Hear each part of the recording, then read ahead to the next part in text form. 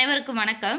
8ஆம் வகுப்பு இயல் 1 தமிழின் வரிவடிவ வளர்ச்சிங்கிற உரைநடை, சொற்பூங்கா உரைநடை, எழுத்துக்களின் பிறப்பு, இலக்கணம், இதை பற்றி நம்ம படித்தோம்.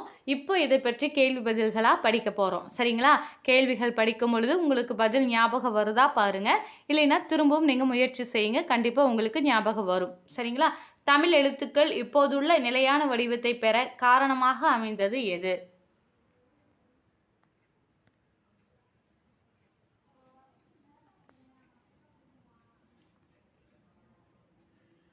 ஆப்ஷன் சி அச்சுக்கலை. அச்சுக்கலை வந்த பிறகு தான் நிலையான வடிவமாக இருந்துச்சு. இல்லைன்னா அது மாறிக்கிட்டே இருந்துச்சு. எப்படிலாம் இருந்துச்சு?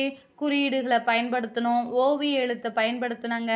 அடுத்ததாக வட்டெழுத்துக்களாக இருந்துச்சு, தமிழ் எழுத்துக்களாக இருந்துச்சு, கண்ணெழுத்துக்களாக இருந்தது. இப்படி ஒவ்வொரு எழுத்துக்களாக இருந்துச்சு. ஒரு நிலையான வடிவம் எப்போ வந்துச்சுன்னா அச்சுக்கலை வந்த பிறகு தான் நிலையான வடிவம் வந்துச்சு.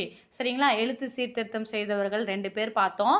புள்ளிகளுடைய அந்த வேறுபாட்டை கலைந்தவர் யாருன்னா வீரமா முனிவர். அடுத்ததாக துணைக்கால் இணைக்கொம்பெல்லாம் பயன்படுத்தியவர், தமிழில் சீர்திருத்தம் கொண்டு வந்தவர் யாருன்னா தந்தை பெரியார். இதெல்லாமே தமிழுடைய வரி வடிவ வளர்ச்சியில் பார்த்தோம். இதில் அறச்சொல்லூர் கல்வெட்டு தான் இருக்கிறதுலே தமிழ் மொழியை எழுதுறதுக்கு 2 விதமான எழுத்துக்களை பயன்படுத்தினாங்க அப்படிங்கிறத சான்று எங்கே இருந்துச்சுன்னா அறச்சொல்லூர் கல்வெட்டில் இருந்துச்சு. அந்த 2 விதமான எழுத்து என்ன? வட்டெழுத்துக்கள், தமிழ் எழுத்து. வட்டெழுத்துனா வளைக்கோடுகளை பயன்படுத்தி எழுதுகிற எழுத்து தான் வட்டெழுத்து. தமிழ் எழுத்துனா இப்போ நம்ம எழுதிட்டு இருக்கிறோம் இல்லையா, அதுதான் தமிழ் எழுத்து. இந்த சான்று எங்கே இருந்துச்சு? அறச்சொல்லூர் கல்வெட்டில் இருந்துச்சு. இதுதான் தமிழின் வரிவடிவ வளர்ச்சி பாடத்தில் நம்ம படித்தோம். இப்போ நான் ஒரு முறை சொல்லிட்டேன். இப்போ நீங்கள் கேட்டு மறுபடியும் நீங்கள் இப்போ கேள்வி நான் கேட்கும் பொழுது உங்களுக்கு பதில் ஞாபகம் வருதா பாருங்கள். 2வது பாருங்க. 2வது கேள்வி, வளைந்த கோடுகளால் அமைந்த மிகப்பெரிய தமிழ் எழுத்து.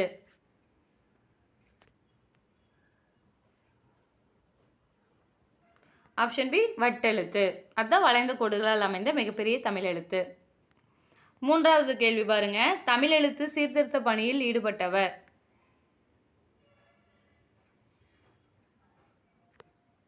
யாரு? ஆப்ஷன் பி தந்தை பெரியார். இவர் தான் இந்த துணைக்காலையும் இந்த இணைக்கொம்பையும் பயன்படுத்தினவர் யார்? தந்தை பெரியார். ஆரம்பத்தில் எப்படி போட்டுட்டு இருந்தாங்க? இப்போ நானா இப்படி போட்டுட்டு இருந்தாங்க. இப்படி போடக்கூடாது, இப்படி போடணும் அப்படின்னு இந்த துணைக்காலை பயன்படுத்துது. அடுத்ததாக இப்போ லை அப்படின்னா இப்படி போட்டுக்கிட்டு இருந்தாங்க, இப்படி போட்டுருந்தாங்க. லை இப்படி போடக்கூடாது, இப்படி தான் போடணும் அப்படின்னு சொல்லி அந்த மாற்றத்தை எல்லாம் கொண்டு வந்தவர் யார்? தந்தை பெரியார். 4வது கேள்வி பாருங்க, தமிழ் மொழி எழுத இருவகை எழுத்துக்கள் வழக்கில் இருந்தன என்பதற்கு சான்று எது?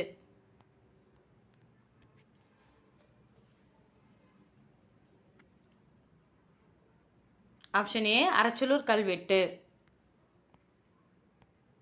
இதில் தான் வட்டெழுத்து தமிழ் எழுத்துன்னு 2 எழுத்து இருந்துச்சுன்னு சொன்னாங்க. எல்லா சொல்லும் பொருள் குறித்தனவே. இது சொன்னது யாரு?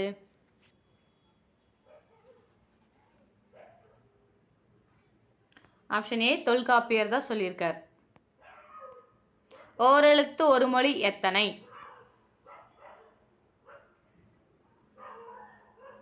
Option B 42. அதில் 2 எழுத்து மட்டுமே குறில் எழுத்து, அதாவது நோ தூ. நோனா நோய், தூனா உன். இந்த 2 எழுத்தை தவிர மீதி 40 எழுத்துக்குமே நெடில் எழுத்துக்களாக இருக்கும். சரிங்களா? அதில் நம்ம கூட பார்த்தோம், என்னென்ன வரிசை பார்த்தோம்? உயிரெழுத்து வரிசை ஆ, இ, உ, ஏ, ஐ, ஓ, அதாவது உயிரெழுத்தில் இருக்கிற நெடில் எழுத்துக்கள். அடுத்தது மகர வரிசை, தகர வரிசை, நகர வரிசை, பகர வரிசை, ககர வரிசை, சகர வரிசை, வகர வரிசை, எகர வரிசை, குறில் எழுத்து. இப்படிலாம் நம்ம படித்தோம். கண்டிப்பாக நம்ம ஷார்ட்கட் வச்சு படித்தோம் இல்லையா? நீங்கள் அந்த எழுத்தை பார்த்ததுமே நம்ம சொன்ன அந்த ஷார்ட்கட் கண்டிப்பாக உங்களுக்கு ஞாபகம் வரும். நீங்கள் திரும்ப திரும்ப கேட்டு பார்த்தோ இல்லை ஒரு முறை நீங்கள் அதை சொல்லி பார்த்தோ அந்த எழுத்தை பார்த்ததுமே இதுக்கு என்னவா இருக்கும் அப்படின்னு சொல்லி யோசித்து பார்த்தீங்கனாலே கண்டிப்பாக உங்களுக்கு ஞாபகம் வரும். எதுவுமே முயற்சி செஞ்சு பயிற்சி செஞ்சாதான் நினைவில் இருந்து அது வெற்றியை நோக்கி கொண்டு வரும். ஒரு முறை கேட்கறதுனாலையோ ஒரு முறை படிக்கிறதுனாலையோ அது அந்த அளவுக்கு உங்களுக்கு வெற்றியின் பக்கத்தில் கொண்டு போய் நிறுத்தாது. சரிங்களா? திரும்ப திரும்ப முயற்சி செய்யும் பொழுது, திரும்ப திரும்ப பயிற்சி செய்யும் பொழுது ஒரு முறை வெற்றி வந்தே தீரும். சரிங்களா? ஒரு முறையே முயற்சியும் பயிற்சி செஞ்சுட்டு ஒரு முறையே வெற்றி வருமா? வரத்துக்கு வாய்ப்பில்லை ராஜா. நீங்கள் திரும்ப திரும்ப படிங்க. சரிங்களா? அடுத்ததாக பாருங்க, 7வது கேள்வி, செந்தமிழ் அந்தணர் என அழைக்கப்படுபவர் யார்?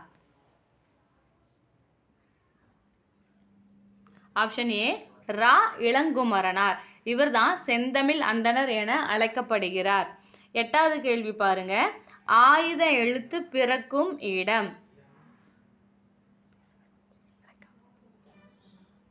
ஆப்ஷன் டி தலை.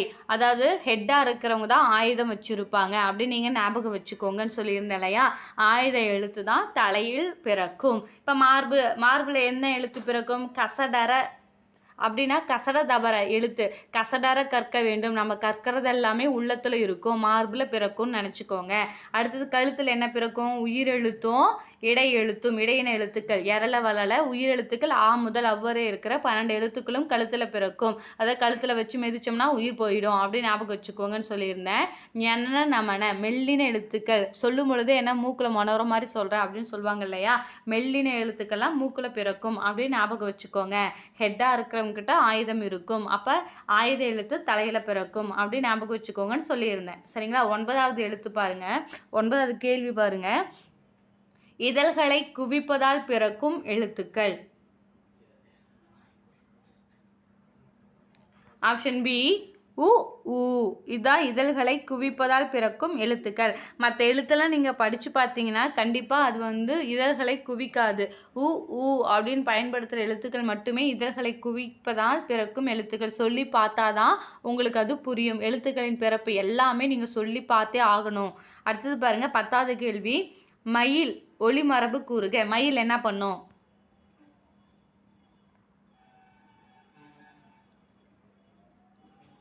ஆப்ஷன் சி அகவும். ஆந்தை அலரும், காகம் கரையும், கிளி பேசும், மயில் அகவும். சரிங்களா. 11வது கேள்வி பாருங்க. சரியான மரபு சொல். பால்.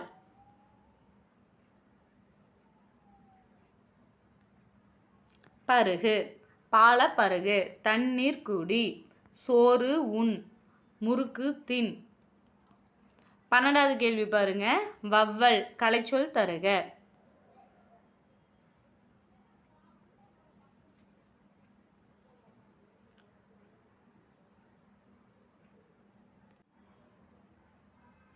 உயிரொலி. Option B. 13வது கேள்வி. எபிகிராஃப் கலைச்சொல் தருக.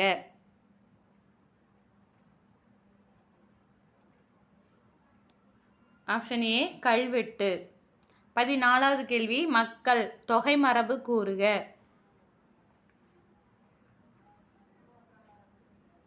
ஆப்ஷன் ஏ கூட்டம். மக்கள் கூட்டம். ஆ நிறை. ஆட்டு மந்தை. 15வது கேள்வி. வினை மரபு சுவர். சுவருக்கு என்ன வரும்?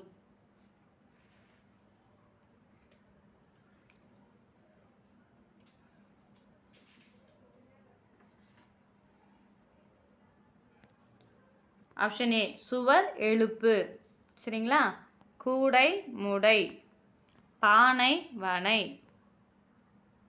சுவர் எழுப்பு. நம்ம படித்து முடிச்சிட்டோம். கண்டிப்பாக உங்களுக்கு பிரயோஜனமாக இருக்கும் நான் நினைக்கிறேன். மீண்டும் அடுத்த வகுப்பில் உங்களை சந்திக்கிறேன். நன்றி.